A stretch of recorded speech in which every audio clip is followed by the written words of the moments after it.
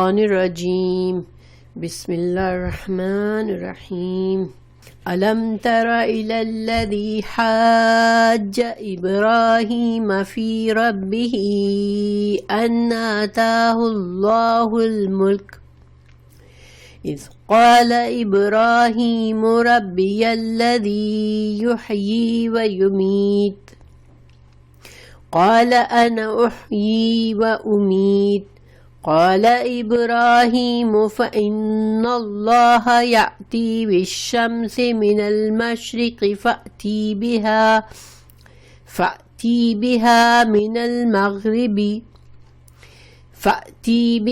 من المغرب فبهت الذي كفر والله لا يهدي القوم الظالمين علم ترى لم کا مطلب عربی میں ہوتا ہے کیا. ترا کیا آپ نے دیکھا. کیا آپ نے دیکھا. اور یہ دیکھنا کیسے ہوتا ہے؟ اس کا مطلب اصل میں ہوتا ہے کہ آپ نے غور کیا کسی چیز کی طرف. طرف الذی وہ شخص کی طرف. حاجہ تو حاجہ جس نے حجت کی، جس نے جھگڑا کیا. یہ بحث کرنے والا کون تھا؟ حضرت ابراہیم علیہ السلام سے. یہ بابل کا بادشاہ نمرود تھا، نمرود بن کنعان. ٹھیک ہے، تو اس نمرود نے حجت بازی کی، جھگڑا کیا حضرت ابراہیم علیہ السلام سے فی ربہی، اس کے رب کے بارے میں. ٹھیک ہے، ان یہ کہ آتاہ اللہ، ان یہاں پر وجہ بتا رہا ہے کہ اس کا سبب کیا تھا. یہ اس قدر اس نے جرأت کیسے کی تھی کہ اپنے رب کے بارے میں وہ بحث کرتا، اس کو جھٹلاتا حضرت ابراہیم علیہ السلام کو. تو یہ اس وجہ سے تھا کہ عطا کیا تھا اس کو اللہ نے الملک، بادشاہت. اس آدمی کو اللہ سبحانہ تعالیٰ نے بادشاہت دی تھی اور وہ کئی سالوں سے اقتدار میں تھا. تو اس کا دل اس کے اندر گھمنڈ اور تکبر آ گیا تھا کہ میں بہت بڑی چیز ہوں. میں جو ہوں، انسان کے پاس جب بہت سی نعمتیں آتی ہیں تو انسان سمجھتا ہے کہ میں اس قابل ہوں، یہ میری قابلیت کی وجہ سے مجھے سب کچھ مل رہا ہے، یا وہ سمجھتا ہے یہ میرا حق ہے. جب یہ فیلنگ انسان کو آ جاتی ہے کہ یہ میرا کمال ہے، میری وجہ سے ہے، تو پھر وہ بجائے اس نعمت کا شکر کرنے کے وہ تکبر میں آ جاتا ہے. وہ اپنے آپ کو بہت دوسروں سے بہتر سمجھنے لگتا ہے. تو یہی حال اس بادشاہ کا تھا، نمرود کا، کہ وہ اپنے آپ کو وہ اصل میں رب العالمین سمجھنے لگا تھا کہ میں پرووائیڈر ہوں سب کا، یہ میری حکومت ہے اور میں مالک ہوں اس کا. تو یہ انسان جو ہے، ایک انسان کے اندر یہ خرابی ہوتی ہے کہ وہ جب اس کو بہت نعمتیں ملتی ہے تو وہ ایک نعمتیں اصل میں اللہ کی طرف سے آزمائش ہوتی ہے انسان کے اوپر. اس نعمت کو دیکھ کر اللہ یہ دیکھنا چاہتا ہے کہ وہ انسان اللہ کا شکر کرتا ہے یا ناشکری کر کے وہ تکبر میں پڑ جاتا ہے. جو اس انسان نے بھی تکبر کیا نعمتوں پر، وہ اصل میں اللہ کی نعمتوں کا شکر نہیں کر رہا. کیونکہ جب انسان کو اللہ نعمتیں دے تو اس کے دل میں عاجزی آنی چاہیے، اس کے دل میں شکر آنا چاہیے کہ اللہ نے مجھے یہ نعمتیں دی. اور پھر نعمتوں کا شکر یہ بھی ہوتا ہے کہ ان نعمتوں کو اللہ کی فرما برداری کے کاموں میں استعمال کرے، اس سے نافرمانی کے کام میں نہ استعمال کرے، اور اللہ کی رضا کمانے کی کوشش کرے ان نعمتوں کے ذریعے. تو لیکن جب انسان یہ طریقہ نہیں کرتا تو پھر وہ جو شیطان کا، ابلیس کا طریقہ تھا نا، کہ ابلیس کو اللہ نے بہت صلاحیتیں دی تھی، وہ اس کو پاس علم تھا بہت، وہ فرشتوں کے اندر رہتا تھا، لیکن اس کو یہ لگا کہ میں بہتر ہوں آدم سے، اور اس نے اللہ کی نافرمانی کی. تو یہی حال ہو جاتا ہے انسان کا جب بھی اس کو نعمتیں ملتی ہے. اللہ کی نعمتیں ہیں، جو بھی نعمت ہے انسان کے پاس، جو سوچنے سمجھنے کی صلاحیت ہے، انسان کے اندر علم ہے، انسان کے پاس خوبصورتی ہے، مال ہے، دولت ہے، شہرت ہے، رتبہ ہے، کوئی بڑا مقام ہے، یہ ساری چیزیں اللہ کی نعمتیں ہیں، اور اس میں ایون اولاد بھی اللہ کی نعمت ہے۔ اور ان سب نعمتوں کے بعد انسان کو کیا چاہیے کہ اس کے اندر اللہ کا شکر آنا چاہیے، اور ان نعمتوں کو اپنی کمائی اور اپنا کمال نہ سمجھے، بلکہ کیا سمجھے کہ اللہ سبحانہ تعالیٰ نے مجھ پر فضل کیا ہے، تو وہ ان نعمتوں سے اللہ کی پسند کے کام کرے، اللہ کو خوش کرنے کے کام کرے۔ تو بہرحال اللہ تعالیٰ یہاں فرما رہے ہیں کہ وہ ظالم وہ کیا تھا کہ اس نے اس کو اللہ نے اتنی نعمتیں دی تھی، تو وہ اتنا تکبر میں آ گیا کہ وہ رب کے بارے میں، اللہ کے بارے میں، اپنے رب کا لفظ یہاں پر آیا ہے، وہ سوچنے والی بات ہے۔ رب کا معنی ہوتا ہے مالک، خالق، مالک، مدبر، یعنی وہ ذات جو نہ صرف پیدا کرتی ہے بلکہ ہم کو زندگی کی تمام ضروریات ہماری پوری کرتی ہے، اس کو رب کہتے ہیں۔ رب کا مطلب ہوتا ہے پال پوش کر بھی بڑا کرنا، جیسے انسان کو اللہ نہ صرف پیدا کرتا ہے بلکہ اس کی پوری زندگی کی تمام ضروریات بھی اللہ ہی کی طرف سے اس کو ملتی ہے۔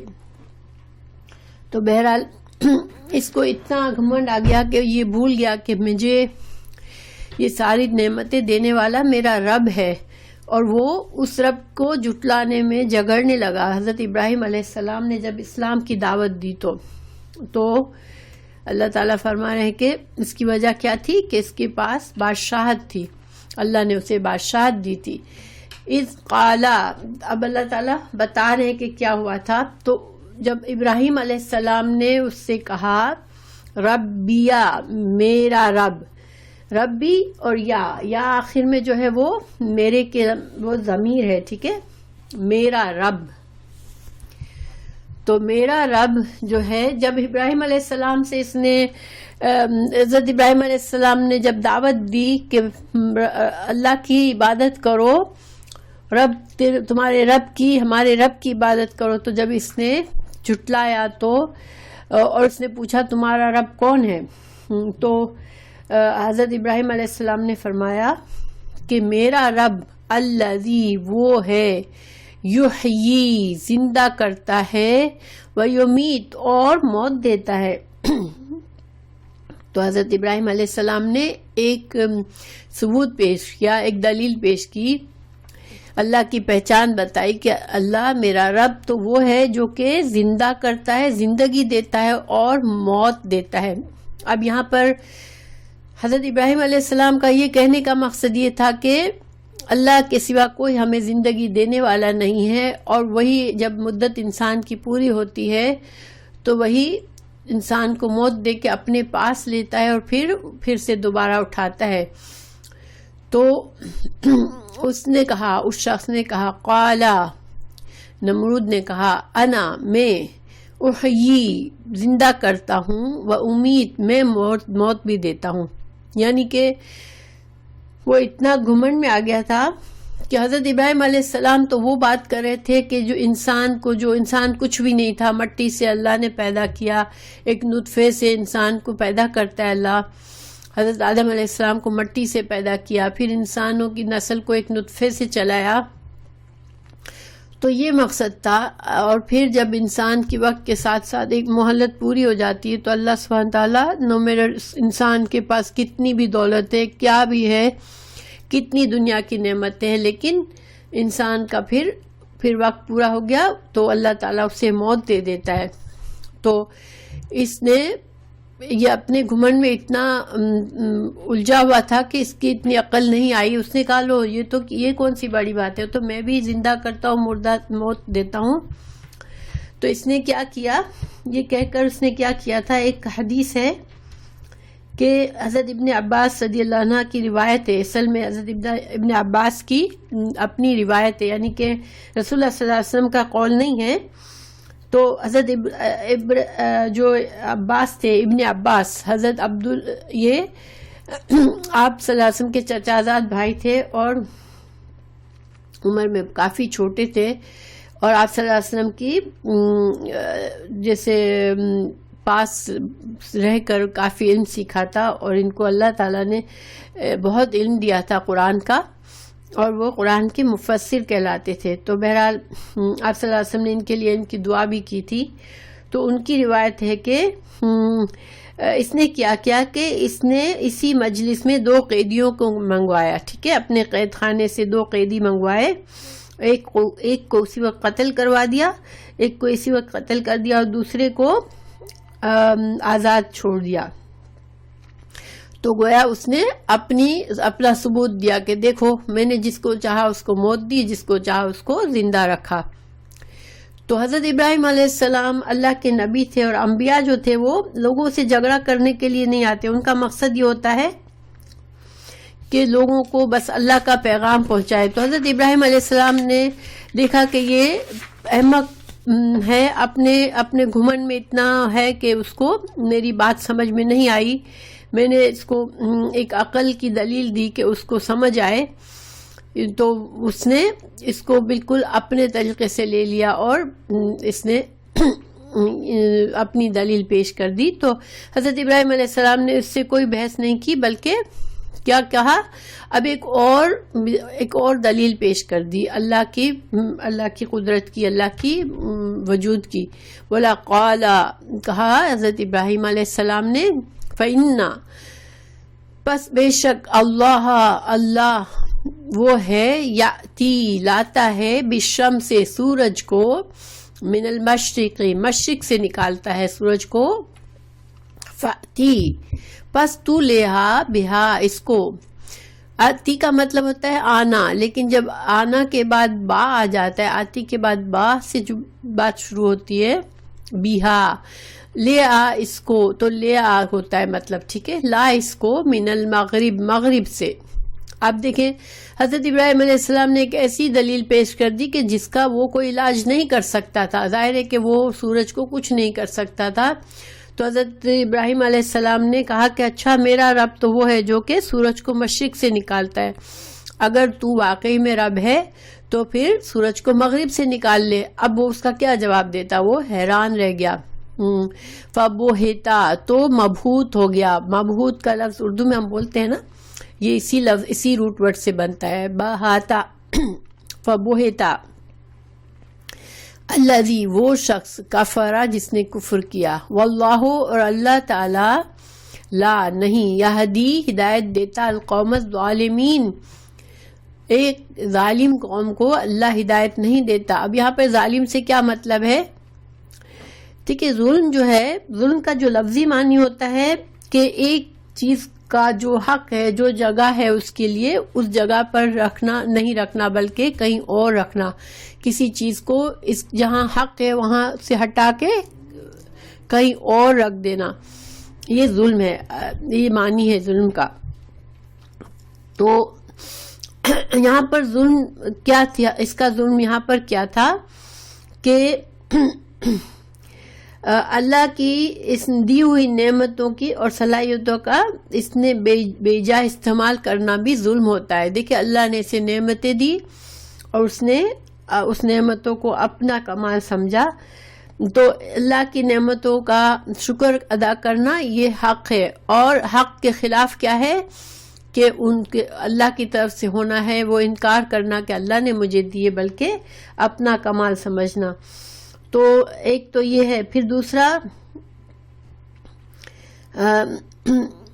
حق اس کو سامنے آیا کہ اللہ تعالیٰ کی دلائل پیش کیے، اللہ کے وجود کے دلائل پیش کیے، ایمان کی دعوت دی حضرت ابراہیم نے، یہ حق تھا. لیکن اس نے اس حق کو کے آگے الٹی سیدھی حجتیں اور دلیلیں پیش کر کے حق کو نہ مانا. تو جب حق واضح ہو جائے اس کو نہ ماننا بھی ظلم ہوتا ہے، کیونکہ حق جو ہے اس کو ماننا صحیح بات ہے، حق کا انکار کرنا یہ ظلم ہے.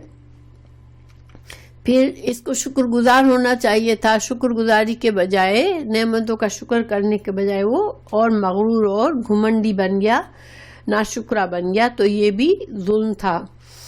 تو ابلیس جس طرح اکڑا تھا اسی طرح ابلیس کا جیسے میں نے آپ کو بتایا. تو انسان کا حق صحیح معنوں میں اللہ کا حق کیا ہے کہ اللہ اس کی بندگی کا اقرار کرے، انسان اللہ کا بندہ بن کے رہے. لیکن جب نافرما بردار بنتا ہے انسان تو وہ ظلم کر رہا ہوتا ہے. ٹھیک ہے، کیونکہ اللہ نے پیدا کیا ہے، اللہ نے ہمیں سب کچھ دیا ہے، تو اللہ کا حق ہے کہ اس کو معبود بھی مانا جائے، اسی کی عبادت کی جائے، اس کی فرما برداری کی جائے. اور جب اس کی نافرمانی کرتے ہیں تو وہ کیا ہوتا ہے؟ یہ ظلم ہوتا ہے. تو بہرحال اللہ تعالیٰ جب کسی کا اس طرح کا رویہ ہوتا ہے کہ حق کے جو حق بتایا میں نے اس کے خلاف جاتا ہے وہ، تو پھر وہ ظالم ہوتا ہے. اور ایسے ظالم کو اللہ ہدایت نہیں دیتا، اس کی عقل ہی خراب ہو جاتی ہے. دیکھیں اللہ تعالیٰ نے قرآن میں کئی جگہ فرمایا ہے کہ اللہ تعالیٰ نے ان کی آنکھیں لے لی، ان کے کان لے لیے، ان کے دل بند کر دیے، دلوں پر تالا لگا دیا، دلوں پر زنگ لگا دیا. کیوں؟ اللہ سبحانہ تعالیٰ کا یہ کہنے کا مطلب یہ ہے کہ جب انسان ہدایت نہیں چاہتا اور وہ حق کے خلاف جھگڑتا ہے تو پھر اللہ تعالیٰ بطور سزا اس کی صلاحیت ہی چھین لیتے ہیں.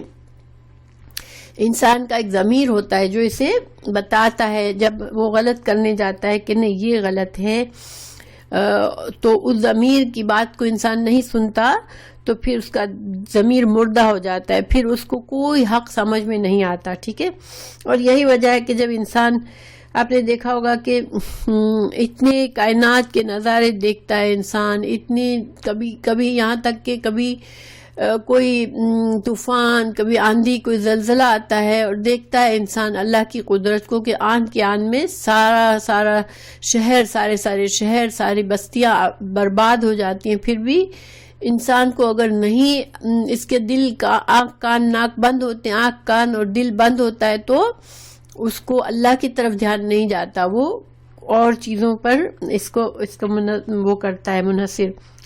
تو بہرحال اللہ سبحانہ تعالیٰ نے اپنا قانون بتا دیا کہ اللہ ہدایت اس کو دیتا ہے جو اپنا دل حق کے لیے کھولتا ہے، جو حق کا انکار کرتا ہے اس کو اللہ ہدایت نہیں دیتا. پھر اور تکبر جو ہے وہ صرف اللہ کو جائز ہے، کیونکہ اللہ ہی وہ ذات ہے جو کہ بے نیاز ہے اور جو سب کو دیتا ہے. باقی ہم سب تو محتاج ہیں، اور ہمیں تکبر زیب نہیں دیتا انسانوں کو، چاہے کتنا بھی اللہ نے اسے دیا ہو. تکبر ہمارے لیے ہمیں زیب نہیں دیتا، اس لیے کہ ہمارا حق نہیں ہے، ہم نے یہ سب کچھ، ہمارا کمال نہیں ہے، اللہ نے جو دیا ہے وہ ہمارے پاس ہے. حضرت ابراہیم علیہ السلام نے سورج اور چاند کی بڑی دلیل اس کے سامنے پیش کی، لیکن اس کو سمجھ نہیں آیا، اس نے نہیں مانا. بہرحال اب اللہ سبحانہ تعالیٰ اس آیت میں، اس پہلی آیت میں اللہ کی قدرت کا ہے ذکر ہے، اور اب جو ہے اللہ سبحانہ تعالیٰ کے اگلی میں اللہ سبحانہ تعالیٰ مردوں کو اٹھائے گا. آخرت کی دلیل ہے اب کہ اللہ تعالیٰ مردوں کو اٹھائے گا. تو اوکلذی کیا او کا مطلب یا، ٹھیک ہے، سوری، او کلذی کا مانند، الذی اس شخص کے. اب اللہ تعالیٰ نے یہاں جیسے فرمایا کہ پیچھے ایک مثال تھی، اب یا پھر یہ دوسری مثال، ٹھیک ہے، یہ مطلب ہے. تو وہ شخص مرہ جو گزرا، اعلیٰ اوپر، قریتن ایک بستی کے پر سے گزرا، ایک بستی میں سے گزرا. تو پچھلی جو آیت تھی اس میں توحید تھی، اللہ کی توحید کہ اللہ ایک ہے، کائنات کا بنانے والا ہے. اور اس میں کیا ہے؟ اللہ حشر نشر کی دلیل دے رہا ہے کہ اللہ قیامت میں اٹھائے گا لوگوں کو. تو اوکلذی یا پھر اس شخص کی مرہ جو گزرا، علا اوپر، قریتن ایک بستی پر، وہیا اور وہ بستی کی کیا حالت تھی جب وہ شخص گزرا؟ خاویتن یہ کھوکھلی ہو کر گر چکی تھی. خاویہ کا مطلب ہوتا ہے کھوکھلا ہونا، اور کھوکھلی چیز گر جاتی ہے. اور گری ہوئی تھی اعلیٰ اوپر، عروشہا چھتوں کے، عرش کی جمع ہے، عرش کا مطلب چھت. تو چونکہ جب دیواریں کھوکھلی ہو جاتی ہیں، بنیادیں کھوکھلی ہو جاتی ہے تو چھت گر جاتی ہے، یعنی کہ برباد ہو چکی تھی وہ بستی، بالکل تباہ اور برباد ہو گئی تھی. اور وہ شخص وہاں سے گزرا. یہ کون سی بستی تھی؟ تو یہ دیکھیں جب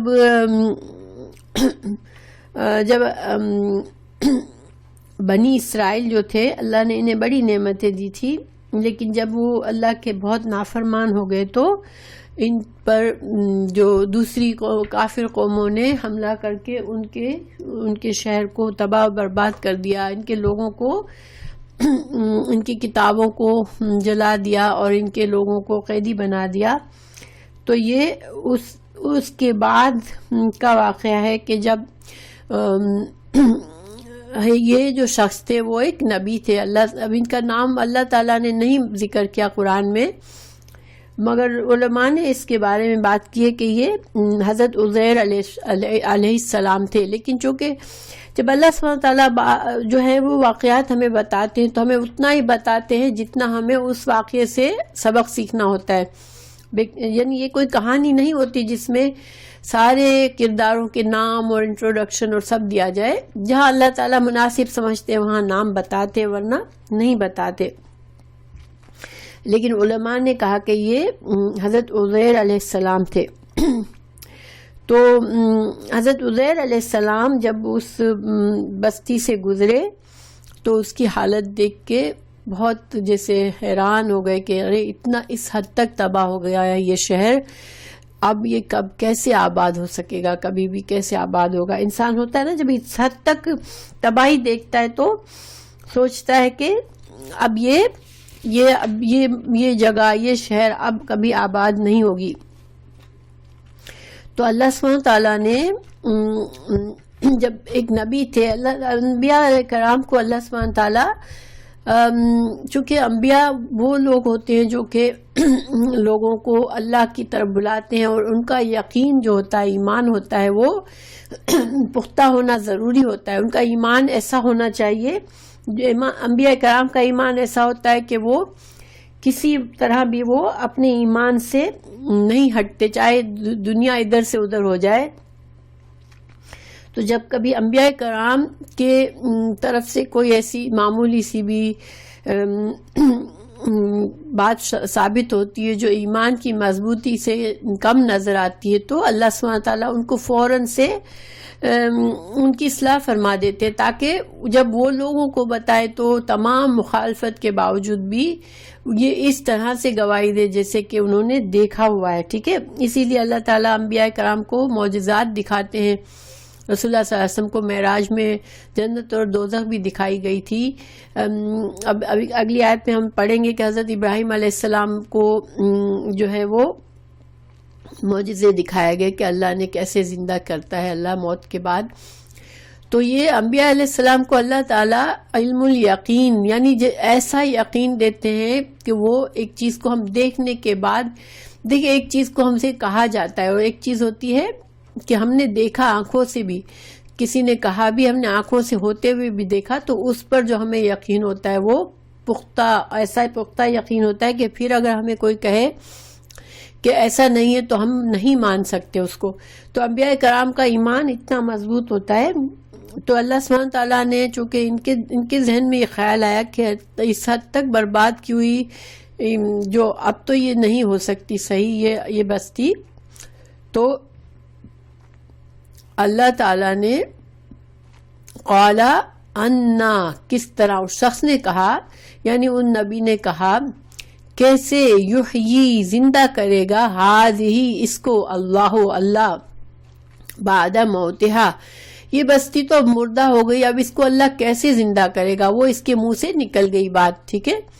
تو اللہ سبحانہ تعالیٰ نے فوراً اس کو ثابت کیا، کیسے ثابت کیا، فاماتہ، پس موت دے دی اللہ نے اس شخص کو، اللہ مئتا، 100 عامن سال، فوراً اللہ تعالیٰ نے اس شخص کو موت دی اور وہ 100 سال مردہ حالت میں پڑا رہا وہیں پر۔ ثم پھر بعثہ، پھر اس کو اٹھایا، قالا فرمایا، کم کتنا، لبثتا تم ٹھہرے، تم کتنی دیر سوئے تھے، مطلب یہ ہے اب ان 100 سالوں میں اللہ سبحانہ تعالیٰ نے اس بستی میں پھر دوسرے لوگ آئے، پھر اس پر کام کیا اس پر اور اس کو آباد کر دیا۔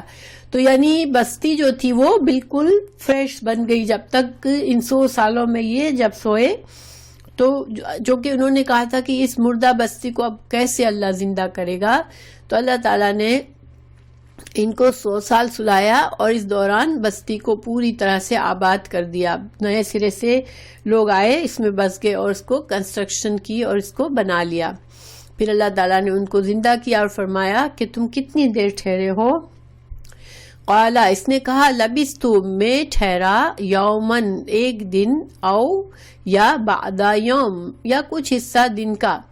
اب دیکھیں یہ نبی ہونے کی ایک دلیل ہے کہ اس سے یہ سوال جواب ہوا تو یا تو فرشتے کے ذریعے ہوا یا اللہ سبحانہ تعالیٰ، یہ ہمیں نہیں پتا کس طرح سے ہوا، لیکن چونکہ اس سے یہ سوال ہوا کہ تم کتنا عرصہ ٹھہرے ہو، کتنی دیر تک سوئے ہو، تو اس نے کہا کہ شاید پورا ایک دن سویا ہوں یا دن کا کچھ حصہ سویا ہوں. قالا، فرمایا، بلکہ لبستا، تو ٹھہرا ہے، مئتا، 100 عامن، 100 سال تک تو سویا ہے. فانظر، پھر دیکھ، الا، طرف، طعامکا، جب وہ شخص، وہ جو نبی تھے، وہ جب ایک درخت کے پاس یا لیٹے سونے کی نیت سے، تو ان کا کھانا پڑا ہوا تھا. انہوں نے اپنا کھانا، جیسے سفر میں ظاہر کھانا لے کر انسان نکلتا تھا، ان دنوں میں ہوٹلیں تو ہوتی نہیں تھی ہر جگہ پر. تو اللہ تعالیٰ نے فرمایا تم اپنے کھانے کو دیکھو، وشرابکا، اور اپنے پینے کو دیکھو. تم اپنے کھانے اور پینے کو دیکھو، لم، نہیں، یتسنہ، سنہ یعنی بدبودار نہیں ہوا ہے، خراب نہیں ہوا ہے. جب کھانا یا پانی خراب ہو جاتا ہے تو اس میں ایک بدبو ہو جاتی ہے نا. تو اللہ تعالیٰ نے فرمایا کہ تو 100 سال سویا، مگر تو اپنے کھانے اور پانی کو دیکھ کہ نہ کھانا خراب ہوا نہ پانی میں بدبو آئی. پھر وانظر، اور دیکھ. پھر اللہ تعالیٰ نے فرمایا اور نظر اٹھا کے پھر دیکھ. پہلے کھانے کو دکھایا تو کھانا بالکل فریش تھا. پھر دیکھا، دیکھو، الا، طرف، حمارکا، اپنے گدھے کی طرف دیکھو. وَلِنَجْعَلَكَ، اب گدھا تو 100 سال میں نہ صرف مر گیا تھا بلکہ اس کی ہڈیاں بھی الگ الگ ہو گئی تھی. تو اللہ سبحانہ تعالیٰ نے فرمایا وَلِنَجْعَلَكَ، تاکہ ہم بنائیں تم کو، آیتن، ایک نشانی، للناس، لوگوں کے لیے. وانظر، اور دیکھو، الا، طرف، عظام، العظام، اب اس ہڈیوں کو تم دیکھو، کیفا، کس طرح، ننشزوہا، ہم جوڑ دیتے ہیں ان کو، ہم اٹھا دیتے ہیں ان کو، ثم، پھر، نکسوہا، پھر ہم پہناتے ہیں اس کو، لحمن، گوشت.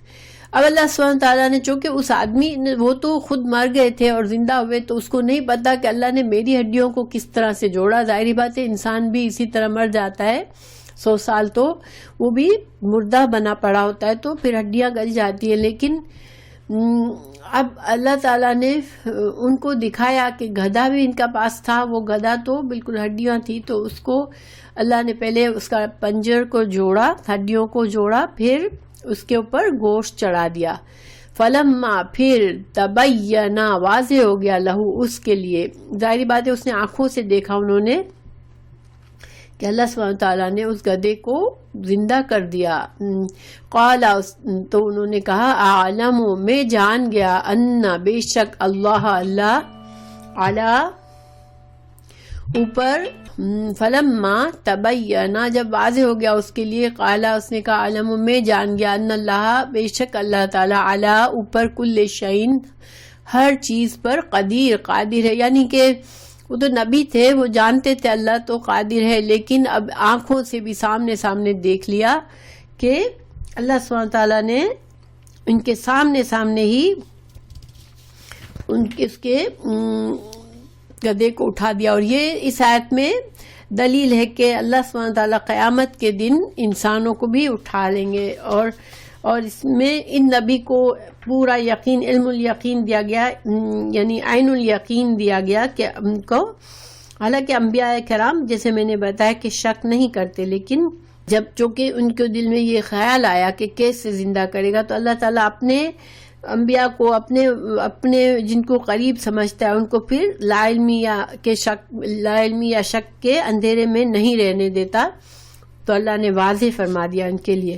اب یہ جو ہے اس پہلی آیت میں جیسے کہ میں نے بتایا کہ اللہ کی توحید کہ اللہ ایک ہی ہے جو کہ پورے کائنات کا کام چلاتا ہے، اور یہاں پر جو ہے اللہ کے یہ قدرت کہ اللہ بندوں کو دوبارہ زندہ کرے گا، قیامت کی دلیل آ گئی۔ اب ایک اور دلیل آ رہی ہے، وَإِذْ، اور جب قالا کہا ابراہیم علیہ السلام نے، ربی اے میرے رب، ارینی تو دکھا مجھ کو، کیفا کس طرح، تحیی تو زندہ کرے گا، الموتا مردوں کو۔ اب یہاں حضرت ابراہیم علیہ السلام جو ہے وہ ان کو ظاہری بات ہے ان کا ایمان تھا، وہ نبی تھے، اللہ پر یقین تھا ان کو، لیکن ان کو ایک اطمینان قلب چاہیے تھا کہ میں دیکھوں ایک بار۔ اور اللہ تعالیٰ جیسے میں نے بتایا کہ انبیاء کرام کو اللہ تعالیٰ اس طرح کے معجزات دکھا کر ان کے ایمان کو بالکل مضبوط اور ثابت کر دیتا ہے کہ پھر وہ ہر طرح کے حجت کے سامنے وہ ڈٹے رہتے ہیں، کیونکہ ان کو لوگوں تک یہ پیغام پہنچانا ہوتا ہے۔ تو اللہ سبحانہ تعالیٰ سے حضرت ابراہیم نے پوچھا، اللہ تو مردوں کو کیسے اٹھائے گا، مجھے دکھا۔ قالا، اللہ فرمایا، اولم، کیا بھلا نہیں تؤمن، کیا تجھے ایمان نہیں ہے؟ اللہ تعالیٰ نے ان سے پوچھا، تم ایسا سوال کر رہے ہو تو کیا مجھ پر ایمان نہیں ہے تجھے؟ قالا، کہا ابراہیم علیہ السلام نے، بلا، کیوں نہیں، ولیکن، لیکن، لیطمئن، تاکہ مطمئن ہو جائے میرا دل، قلبی، میرا دل۔ تو اطمینان کیا ہوتا ہے؟ دیکھیں اطمینان جو ہے، جیسے ہم نے نفس مطمئنہ کے بارے میں پڑھا ہے نا، کہ جو عقائد اور اعمال میں ایسا جمع ہوا ہو دل انسان کا کہ حالات کے تغیر اسے ہلا نہ سکے، کسی طرح بھی کوئی ذریعہ نہ رہے کہ انسان کے اندر کسی طرح کا بھی شک آئے، اور چاہے حالات کچھ بھی ہو جائے۔ دیکھیں بعض اوقات انبیاء کرام کو بہت مشکلات کا سامنا کرنا پڑتا ہوتا ہے، اور اللہ تعالیٰ کی مدد ساتھ ساتھ نہیں آ رہی ہوتی ہے، ٹھیک ہے؟ جیسے رسول اللہ صلی اللہ علیہ وسلم احد کے جنگ میں مسلمان ہارے تھے اور بہت مشکل سے گزرے انسان، کہ بہت سے لوگوں کا ایمان ہل گیا مسلمانوں کا کہ ہم آج تو بالکل ختم ہو جائیں گے، اللہ کی مدد کیوں نہیں آ رہی، یا اللہ نے ہمیں کیسے، کافروں کو ہم پر کیسے غلبہ دے دیا۔ مگر انبیاء کرام ایون ایسے حالات میں بھی ان کا ایمان نہیں ڈگمگاتا۔ تو یہ نفس مطمئنہ ہوتا ہے ان کا ایمان کا اعلیٰ درجہ، ٹھیک ہے؟ شرح صدر اللہ تعالیٰ نے سورہ رسول اللہ صلی اللہ علیہ وسلم سے سورہ علم نشرح میں فرمایا، علم نشرح لک صدرک، کیا ہم نے آپ کے سینے کو کھول نہیں دیا، یعنی کہ آپ کے سینے کو شرح صدر نہیں کر دیا، آپ کو مکمل اطمینان نہیں دے دیا، ٹھیک ہے؟ تو یہ جو ہے وہ یہ انبیاء کا ایمان ہوتا ہے جو یقین کے درجے کا ہوتا ہے۔ تو بہرحال اللہ سبحانہ تعالیٰ نے فرمایا، قالا، فخذ، لے لو، اربعتن، 4، من سے، الطیر، پرندوں میں سے 4 پرندے لے لو، ٹھیک ہے؟ یعنی 4 مختلف قسم کے پرندے لے لو، فسرہن، پھر مائل کرو ان کو نا۔ سرہن کے 2 طرح سے معنی کیے گئے ہیں، ایک ہے ان کو مائل کرو اور دوسرا ہے ان کو ٹکڑے ٹکڑے کر دو، کاٹ دو۔ تو دونوں معنی صحیح ہیں، لیکن جنہوں نے اس کو کہا کہ سرہن کا مطلب ہے مائل کر لو، تو وہ ان کا کہنا ہے کہ پرندوں کو مائل کرنے کا حکم اس لیے دیا تھا کہ پرندوں سے انسیت ہو جائے۔ حضرت ابراہیم علیہ السلام ان کو پہچاننے لگے کہ ہاں یہ وہ پرندے ہیں۔ دیکھیں پرندے تو ہمارے انسانوں کی طرح بہت واضح شکلیں نہیں ہوتی نا، ہمارے لیے تو ان کے آپس میں ہوتا ہوگا، لیکن ہمارے لیے تو پرندے سب ایک جیسے لگتے ہوتے ہیں، لیکن جب جس پرندے کو ہم نے ہلایا ہوا ہوتا ہے اپنے سے، جس کو پال کر ذرا سا اپنے اوپر ان کو پہچانا ہوتا ہے کہ ہم آواز دیتے ہیں، وہ بھاگ کے ہمارے پاس کوئی جانور آتا ہے، تو پھر اس کو ہم جانتے ہیں کہ یہ ہمارا ہلایا ہوا ہے، ہمارا پالا ہوا ہے۔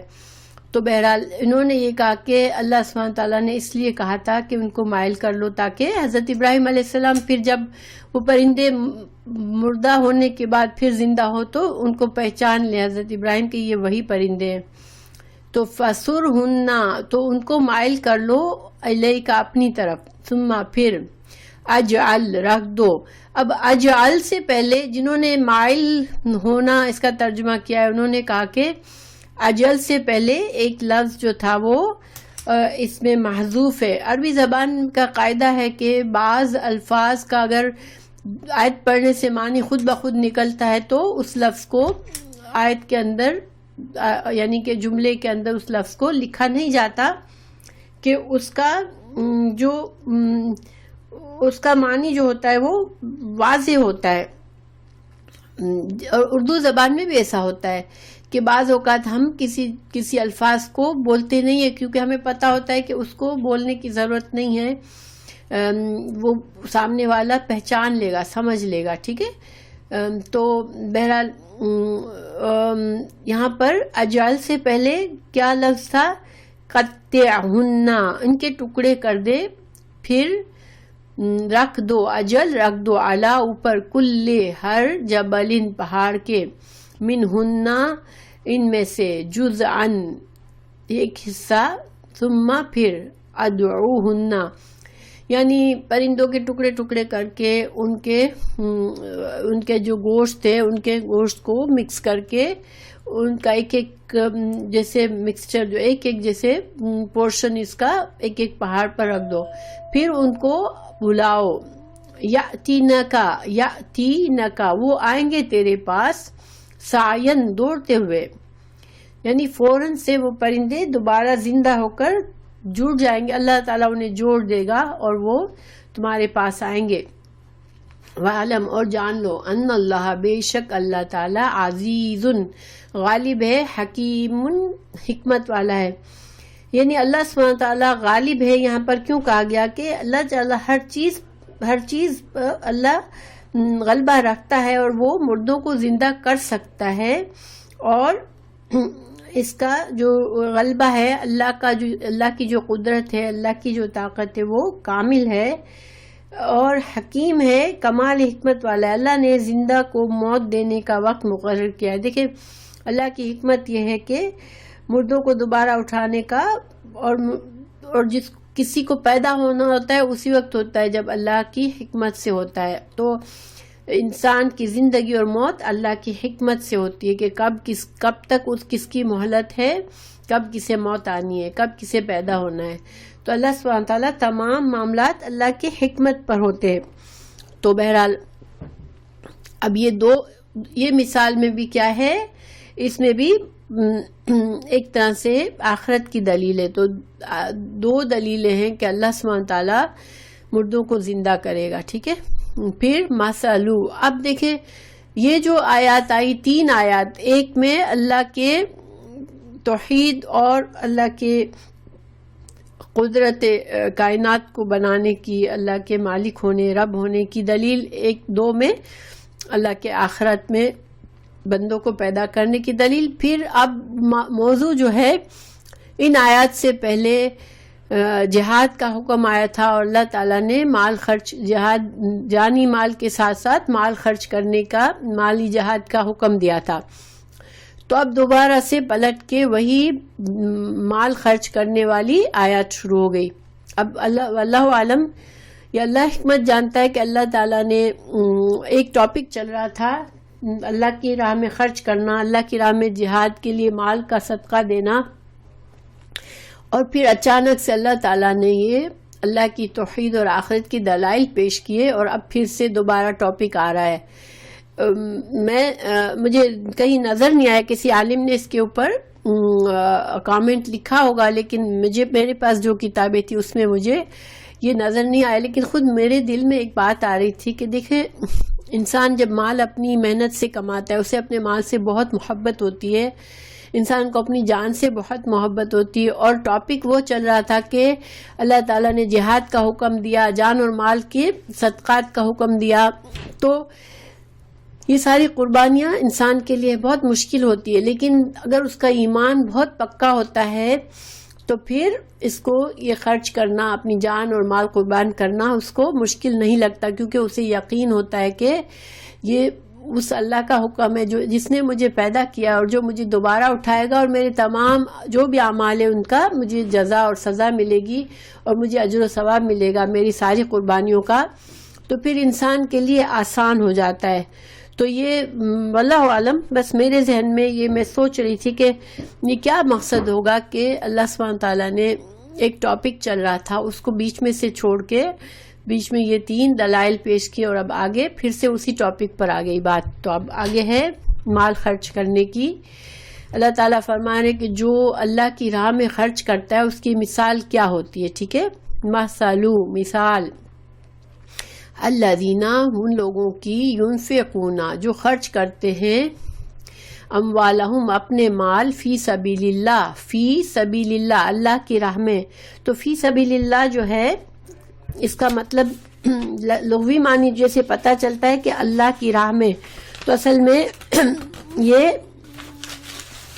کوئی بھی کام جو اللہ کے دین کی سربلندی جس میں ہو، اللہ کی رضامندی ہو، جس میں اللہ کی طرف جو راستہ لے جاتا ہے اس کی طرف ہمیں اس پر قریب کرنے والے جو بھی کام ہیں، جو بھی خرچ ہے، وہ فی سبیل اللہ، ٹھیک ہے؟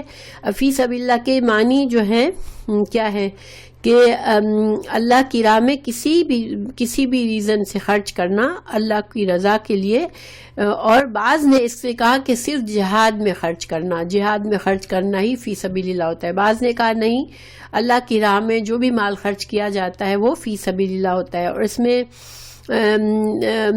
اس کے تحت وہ سارے کام آ جاتے ہیں جو اسلام اور مسلمانوں کی فلاح اور بہبود کے لیے کیے جائے، ٹھیک ہے؟ چاہے دیکھیں مثال کے طور پر جہاد فی سبیل اللہ میں جو خرچ کیا جاتا ہے، ٹھیک ہے؟ پھر مسلمانوں کے لیے نفع بخش اعمال کرنا، یعنی مسلمانوں کی کمیونٹی میں لوگوں کو فائدہ ہو ایسے کام کرنا، جیسے کوئی کنواں کھدواتا ہے، کوئی اسکول بنواتا ہے، کوئی ہاسپٹل بنواتا ہے، مسلمانوں کے فائدے کی چیزیں بناتا ہے، تو یہ بھی فی سبیل اللہ ہے۔ پھر مفید علوم کی نشر و اشاعت، جیسے ایسی کتابیں چھپوانا، ایسا علم کو عام کرنا، ایسے مدرسے قائم کرنا جس سے اللہ کے دین کی اشاعت ہو اور لوگوں کو اللہ کے دین سے قریب ہونے کا موقع ملے۔ پھر جو معاشرے میں، مسلمان معاشرے میں جو فقیر اور مسکین ہوتے ہیں ان پر خرچ کرنا، وہ بھی اللہ کی راہ میں ہے، کیونکہ اللہ سبحانہ تعالیٰ نے لوگوں کو مختلف رزق دیا ہے، اور یہ انسانوں کو جن کو دیا ہے ان کی یہ آزمائش ہوتی ہے کہ اللہ تعالیٰ نے جن کا حق ان کے مال میں رکھا ہے ان کا حق دیا جائے۔ یہ ساری چیزیں جو ہے وہ فی سبیل اللہ کہلا سکتی ہے۔ عام علماء کا جو خیال ہے یہ یہی ہے۔ کچھ لوگوں نے کہا نہیں، صرف جہاد ہے۔ بہرحال جو بھی ہے اللہ کی رضا جس سے حاصل ہوتی ہے، تو اللہ سبحانہ تعالیٰ اب بتا رہے ہیں، پہلے ان آیات سے پہلے جو آیات تھی وہ تھی کہ تم صدقہ دو، اس کے لیے انکریج کیا گیا تھا، ٹھیک ہے؟ اب اللہ تعالیٰ مزید انکریجمنٹ ہمیں مثال دے کے بتا رہے کہ جو تم خرچ کرو گے وہ اس کا اجر و ثواب کس طرح سے ملے گا تم کو۔ تو اللہ تعالیٰ فرما رہے ہیں کہ صحیح بخاری کی ایک حدیث بھی ہے، رسول اللہ صلی اللہ علیہ وسلم نے فرمایا، ابن آدم کے نیک کام کو اللہ تعالیٰ بڑھاتا ہے، اور ایک نیکی 10 گنا سے لے کر 700 گنا تک بڑھتی ہے۔ پھر دوسری حدیث ہے، ابن مسعود رضی اللہ عنہ کی روایت ہے کہ ایک آدمی ایک اونٹ لے کر رسول اللہ صلی اللہ علیہ وسلم کے پاس آیا اور کہا کہ اسے میں اللہ کی راہ میں دے رہا ہوں۔ تو آپ صلی اللہ علیہ وسلم نے فرمایا کہ اس کے بدلے تمہیں قیامت کے دن اللہ 700 اونٹنیاں دے گا۔ یہ احمد اور مسلم نسائی کی حدیث ہے۔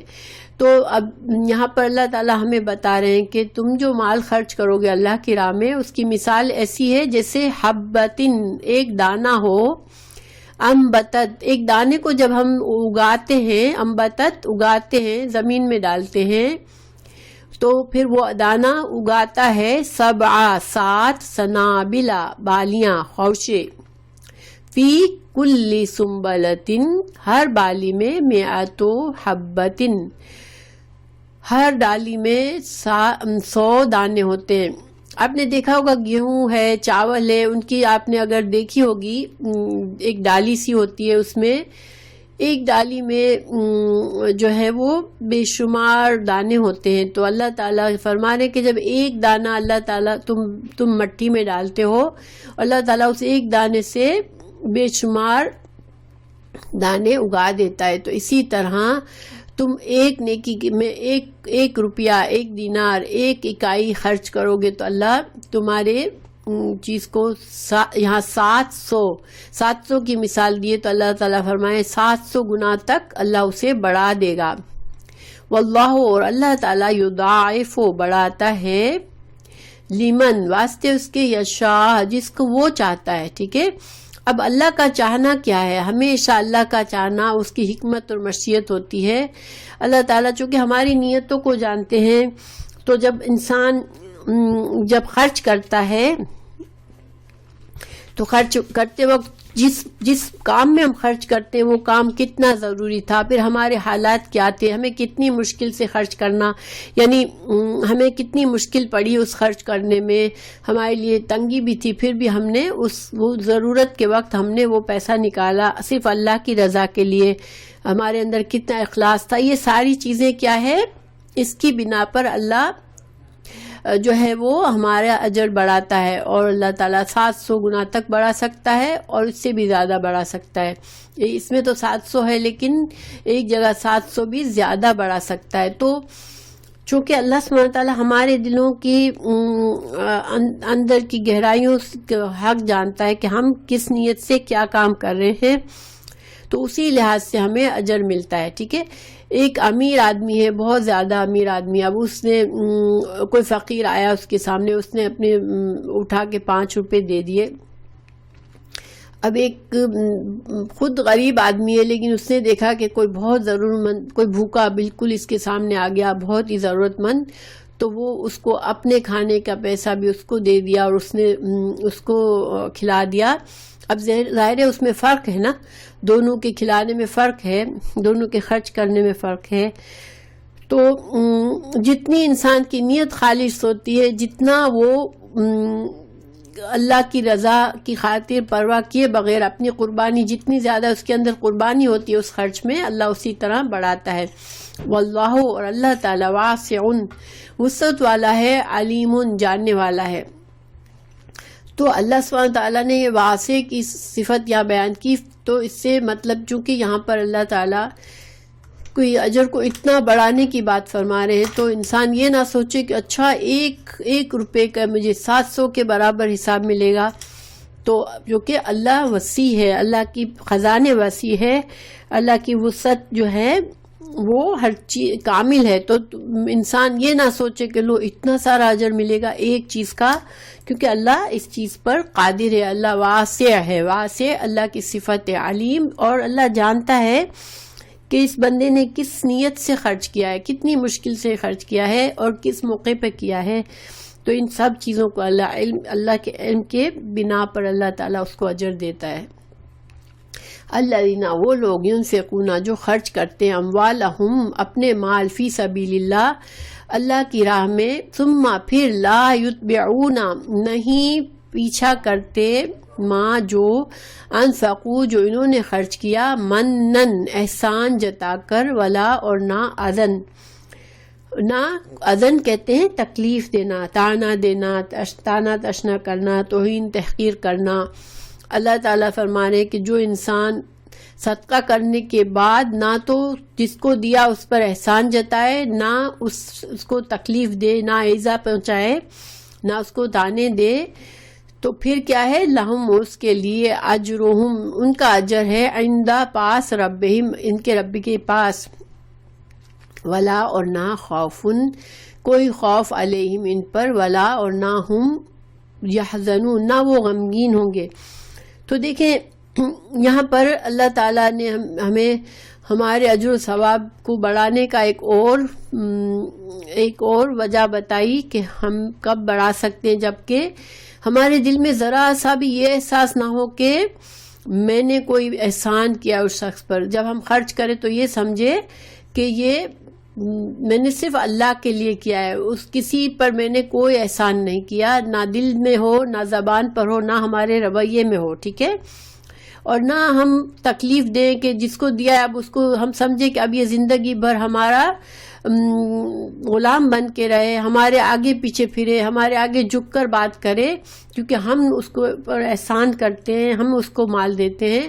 ہمیں ایسی تکلیف بھی نہ دے کسی کو، نہ ہم کسی کو بے عزت کرے، نہ حقیر کرے، اس کو اسی طرح اس کو عزت کے ساتھ اس سے معاملہ کرے، اور کسی کو خبر بھی نہ ہونے دے کہ ہم اس پر احسان کر رہے ہیں. تو یہ ساری باتیں ہمارے اجر و ثواب کو بڑھانے کا ذریعہ ہے. اور پھر اللہ سبحانہ وتعالیٰ فرما رہے ہیں کہ جس کا رویہ ایسا ہوگا اس کو کوئی خوف نہیں ہوگا قیامت کے دن، نہ وہ غمگین ہوں گے. دیکھیں خوف اور غمگین کا جہاں بھی یہ جملہ آتا ہے نا، ولا خوف علیہم ولا ہم یحزنون، تو اصل میں وہ مطلب ہوتا ہے کہ اس کو جنت ملے گی، کیونکہ جنت ہی ایسی جگہ ہے جہاں پر انسان کو کوئی مستقبل کا خوف نہیں ہوگا، نہ ماضی کا غم ہوگا. تو جنت کے علاوہ دنیا میں کوئی ایسی جگہ نہیں ہے جہاں انسان خوف اور غم سے محفوظ ہو. اور یہاں پر خاص طور سے اللہ تعالیٰ یہ بھی فرما سکتے تھے کہ اس کے لیے جنت ہے، مگر خوف اور حزن نہیں ہوگا. تو یہ آیت کی مناسبت سے ہے کہ دیکھیں انسان جب اپنے پاس تھوڑے سے پیسے ہیں پھر بھی اس کے دل میں یہ خوف نہیں آتا اللہ کی راہ میں خرچ کرتے ہوئے کہ میرا مال ختم ہو جائے گا تو کیا ہوگا میرا، ٹھیک ہے. اور اس کو پیسہ دینے کے بعد یہ افسوس نہیں ہوتا کہ اوہو میں نے تو اتنا سارا مال دے دیا. تو چونکہ اس نے صدقہ کرتے وقت اپنے دل کو خوف اور غم سے مقابلہ کر کے اپنے دل سے خوف اور غم نکال کے صدقہ کیا تھا، تو پھر اللہ تعالیٰ نے اسی مناسبت سے اس کے اجر کا ذکر کیا کہ اس کو جنت جیسی جگہ ملے گی جہاں پر اسے کسی چیز کا خوف اور غم نہیں ہوگا. قول، اب اللہ سبحانہ تعالیٰ فرما رہے ہیں کہ بعض اوقات ایسا ہوتا ہے کہ انسان سے کوئی مانگتا ہے، ہم نہیں دے سکتے، ہمارے پاس نہیں ہے، تو ہم اس کو دھتکاریں نہ، ٹھیک ہے. ہم کیا کریں؟ قول، بات، معروف، اچھی. معروف جو ہے وہ قرآن میں حدیث میں معروف کا مطلب ہوتا ہے نیک طریقے سے، اچھے بھلے طریقے سے، ٹھیک ہے، خوشگوار طریقے سے. ومغفرۃ، اور بخشش اور درگزر والا رویہ کر کے، خیرun، بہتر ہے، من صدقۃ، اس صدقے سے، یتبعھا، جس کے پیچھے انسان صدقہ دینے کے بعد کیا کرے؟ اذن، تکلیف دے.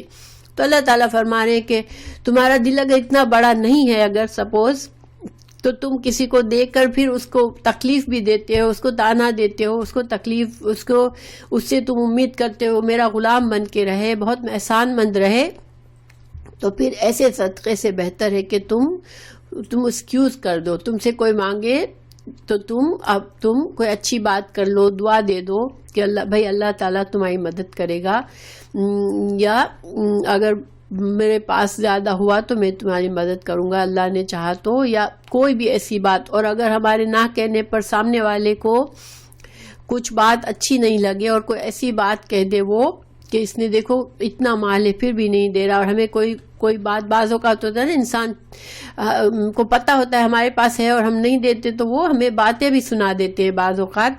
تو اگر کوئی بات اس نے ایسی ویسی کر دی تو انسان اس کو معاف کر دے، تو پھر کیا ہوگا؟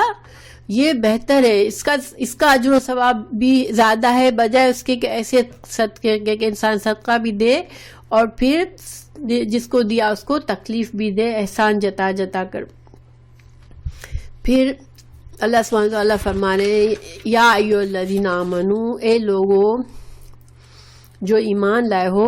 اچھا، یہ پچھلی جو آیت ہوئی کہ قول معروف و مغفرۃ میں ایک حدیث بھی ہے، رسول اللہ صلی اللہ علیہ وسلم نے فرمایا، صحیح مسلم کی حدیث ہے، کہ تم پاکیزہ کلمہ بھی ایک صدقہ ہے. کسی کو صرف کچھ بھی نہیں دو، صرف ایک اچھی بات کر لو جس سے اس کا دل بڑھ جائے، ٹھیک ہے، یہ بھی ایک صدقہ ہے.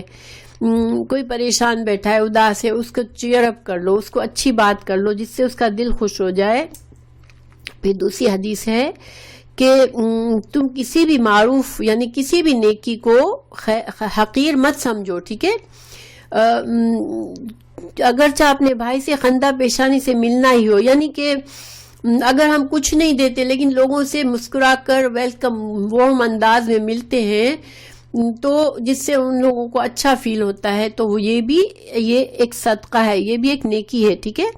تو یہ 2 حدیثیں، اور ایک تیسری حدیث ہے رسول اللہ صلی اللہ علیہ وسلم سے فرمایا کہ ماں باپ کا نافرمان خیرات صدقے کر کے احسان جتانے والا اور شرابی اور تقدیر کو جھٹلانے والا جنت میں داخل نہیں ہوگا. چار خصوصیات بتائی کہ جو ماں باپ کا نافرمان ہے، جو خیرات اور صدقہ کرنے کے بعد احسان جتاتا ہے، یا پھر شراب پیتا ہے، یا تقدیر کو جھٹلاتا ہے. تو پھر کیونکہ تقدیر پر ایمان بھی ہمارے ایمان کا حصہ ہے، ٹھیک ہے. تو پھر ایک اور حدیث ہے کہ 3 شخصوں کی طرف اللہ تعالیٰ قیامت کے دن دیکھے گا بھی نہیں. ایک جو وہ ہے جو ماں باپ کا نافرمان ہے، دوسرا شراب کا عادی، اور تیسرا دے کر احسان جتانے والا. ان تینوں پر اللہ تعالیٰ ان کی طرف دیکھے گا بھی نہیں. اور یہاں اللہ کی صفت آئی ہے غنی اور حلیم. تو اللہ سبحانہ تعالیٰ بے نیاز ہے. اللہ سبحانہ تعالیٰ خود جسے چاہے اسے دے سکتا ہے. اللہ سبحانہ تعالیٰ کے اسماء الحسنی میں سے ہے. تو اللہ تعالیٰ بندوں کو تو صرف ان کے لیے اجر کا ایک ذریعہ رکھا ہے اللہ نے کہ ہم کسی کو دے کے اجر کمائے، ورنہ اللہ تعالیٰ بے نیاز ہے ہمارے صدقہ خیرات سے. اور حلیم اور بردبار ہے کہ اللہ تعالیٰ ہم سے غلطی بھی ہو جاتی ہے تو ہمیں فوراً نہیں پکڑتا، اور اللہ تعالیٰ ہمیں موقع دیتا ہے کہ ہم جو ہے وہ اپنے آپ کو، جیسے ہمیں جب تک ہماری مہلت ہے ہم اس سے توبہ کر لیں. تو یعنی حلیم کا یہ بھی مطلب ہو سکتا ہے کہ انسان دیکھیں اللہ بعض اوقات ہم جو ہیں وہ بڑک اٹھتے ہیں، کوئی کسی پر ہم نے کسی کے لیے احسان کیا، اس نے ہمیں اس کا رویہ پسند نہیں آیا تو ہم غصہ کنٹرول نہیں کر سکتے. مگر اللہ تعالیٰ بردبار ہے. اللہ تعالیٰ ہمارے بہت سے غلط رویوں کو اللہ تعالیٰ ہمیں پکڑتا نہیں ہے فوراً. تو پھر انسان کے اندر بھی یہ صفات ہونی چاہیے، ٹھیک ہے، کہ اللہ تعالیٰ کے بندے ہیں ہم، تو ہمیں بھی یہ صفات ہمارے اندر ہونی چاہیے. یا ایھا الذین، اے لوگو جو آمنو ایمان لائے، لا تبطلوا، نہ تم ضائع کر دو، صدقاتکم، اپنے صدقات کو، بالمن، احسان جتا کر، والاذی. اب ایک بار پھر تاکید آ گئی، بیکاز یہ بہت بڑی بات ہے کہ انسان صدقہ دے اور پھر اس انسان کو تانے دے کر، احسان جتا کر اور اس کو ذلیل کر کے اپنے سارے صدقات کا اس کو ضائع کر دے، کیونکہ اب جس نے صدقہ دیا اس کا پھر سارا اجر ضائع ہو جاتا ہے. اللہ تعالیٰ مثال دے کے سمجھا رہے ہیں، کالذی، اس شخص کے مالک، مانند، ينفق، جو خرچ کرتا ہے، مالہ، اپنا مال، ریا الناس، لوگوں کو دکھانے کے لیے. اور یہ بھی بہت بری چیز ہے کہ انسان صرف دکھاوے کے لیے کرے تاکہ لوگ مجھے بڑا شقی سمجھے. ولا یؤمنو، نہیں وہ ایمان لاتا، باللہ، اللہ پر، والیوم الاخر، اور نہ آخرت کے دن پر. تو اللہ تعالیٰ نے 2 مثالیں دی جس سے انسان کا صدقے کا ثواب ختم ہو جاتا ہے. ایک صدقہ دے کے احسان جتایا، دوسرا اور تکلیف دی، دوسرا یہ کہ صدقہ اللہ کی نیت سے کیا ہی نہیں تھا، لوگوں کو دکھانے کے لیے کیا تھا، لوگ مجھے بڑا سمجھ لیں، لوگ مجھے سخی سمجھ لیں. تو یہ دیکھیں بعض لوگ جب اکیلے ہوتے ہیں اپنے گھر والوں کے لیے بڑے بخیل ہوتے ہیں، لیکن لوگوں کے سامنے وہ بڑے سخی بنتے ہیں، کیونکہ لوگوں کے سامنے ان کو اپنی تعریف سننی ہوتی ہے، لوگوں کے سامنے اپنا بڑا بننا ہوتا ہے. تو اللہ سبحانہ تعالیٰ محفوظ رکھے، یہ رویہ بہت برا ہے کیونکہ اس کے بجائے ثواب کے گناہ ملتا ہے. فَمَثَلُهُ، تو اس کی مثال کا مثلی، مانند مثال، صفوان، چکنے پتھر کے ہے، علیہ، جس پر، ترابن، مٹی ہوتی ہے، فَصَابَهُ، تو پھر اس کو اس پتھر پر پہنچی، یعنی کہ وابل، تیز بارش، فَتَرَكَهُ، تو چھوڑ دیا اس کو، صلدن، صاف چٹیل. یعنی کہ دیکھیں انسان جو ہے وہ اچھی مٹی، جہاں زرخیز مٹی ہوتی ہے وہاں پر اپنا بیج بوتا ہے کسان، تو وہ درخت بن جاتا ہے اور اس سے پھل آتے ہیں، ٹھیک ہے. اب یہ جو صدقہ ہے جو لوگوں کو دکھانے کے لیے انسان کرتا ہے، یا جو صدقہ دینے کے بعد جو احسان جتاتا ہے، تو اس کی مثال اللہ بتا رہے ہیں کہ ایک پتھر ہوتا ہے، اس پتھر کے اوپر تھوڑی سی مٹی جم جاتی ہے وقت کے ساتھ ساتھ، مگر زمین اندر سے صرف پتھر ہی ہوتا ہے. اس کے اندر اگر کوئی انسان بیج بوتا ہے تو اب تیز بارش آتی ہے تو وہ ساری مٹی جو ہوتی ہے دھل جاتی ہے، اور مٹی وہ نیچے سے پتھر ہی نکل آتا ہے، چٹان صاف چٹیل پتھر نکل آتا ہے. یعنی کہ تمہارا بیج اگا ہی نہیں، تمہارا بیج جس مٹی میں ڈالا تھا وہ ساری مٹی پانی کے ساتھ ہی بہہ گئی. تو اسی طرح اس بیج کی طرح جو تمہارا ضائع ہو گیا، ایسی چٹان پر تم نے اس کو ڈالا تھا. تو اسی طرح جب تم نے ریاکاری کے لیے جب صدقہ دیا یا احسان جتانے کے لیے کیا، تو پھر تمہارا صدقہ اسی طرح ہوتا ہے کہ وہ بیج بجائے اگنے کے بہہ جاتا ہے، ضائع ہو جاتا ہے. لا یقدرون، نہیں قدرت رکھتے، اعلیٰ اوپر، شیئن کسی چیز کی، مما اس میں سے جو کسبو جو انہوں نے کمائی کی. اب ظاہری بات ہے کہ انسان مال تو خرچ کرتا ہی ہے نا، اپنی محنت کا مال ہوتا ہے، اس کو انسان جب خرچ کرتا ہے لیکن پھر ریاکاری میں کر دیتا ہے یا احسان جتائے تو اس کا مال تو ضائع ہو ہی گیا نا، کیونکہ اس کو کوئی بھی اجر تو ملا نہیں. تو وہ مال بھی اسی طرح اس نے، اللہ تعالیٰ فرمانے کہ اس نے جو نیکی کمانے کی کوشش کی، وہ سمجھا کہ اس نے نیکی کمائی ہے، اس کا کوئی اجر اس کے لیے باقی نہیں رہتا. اسی طرح جیسا کہ یہ بیج ضائع ہو گیا، مٹی کے ساتھ بہہ گیا اور کچھ بھی نہیں ہوگا، تو اسی طرح آخرت میں اس کا کوئی اجر باقی نہیں رہے گا. واللہ، اللہ تعالیٰ، لا یہدی نہیں ہدایت دیتا، القوم الکافرین، کافر قوم کو ہدایت نہیں دیتا. اور یہاں پر کافر جو ہے، دیکھیں کفران نعمت کے معنی ہو سکتا ہے، اور ریاکاری بھی ایک طرح کا کفر ہی ہے، شرک ہے. کیونکہ جو انسان اللہ کو چھوڑ کے لوگوں کو دکھانے کے لیے کرتا ہے، جب اکیلے میں ہے تو کوئی نیکی نہیں کرتا، تو وہ پھر اللہ کے لیے ایکچولی اللہ کا ماننے والا ہوتا ہی نہیں ہوتا. جس کا ایمان پختہ ہوتا ہے اللہ پر، وہ تو جانتا ہے کہ میں چاہے اکیلے میں ہوں، چاہے دوسروں کے سامنے ہوں، چاہے میں اپنے گھر والوں کے ساتھ بخل کر رہا ہوں اور میں لوگوں کو دے رہا ہوں، اللہ سب جانتا ہے. تو وہ پھر وہ انسان جو ہے وہ ناشکرا نہیں ہوتا اور ریاکاری نہیں کر رہا. ریاکاری بھی ایک طرح سے شرک ہو جاتا ہے. مثلو، اور مثال، الذین، ان لوگوں کی، ينفقون جو خرچ کرتے ہیں، اموالہم اپنے مالوں کو، ابتغاء تلاش کرنے کے لیے، مرضاتی رضامندی، اللہ کی، وتثبیتاً اور پختگی، ایمان کی پختگی کے لیے، من انفسہم اپنے نفسوں کی، کمثلی، اب اللہ تعالیٰ دوسری مثال دے رہے ہیں جس میں انسان اللہ کی رضامندی کے لیے خالص نیت سے خرچ کرتا ہے اور اپنے ایمان کی پختگی کے لیے. کیونکہ جب ہم نیکی کے کام کرتے ہیں تو ہمارا ایمان پختہ ہو جاتا ہے، ٹھیک ہے، ثابت قدمی آ جاتی ہے ہمارے اندر.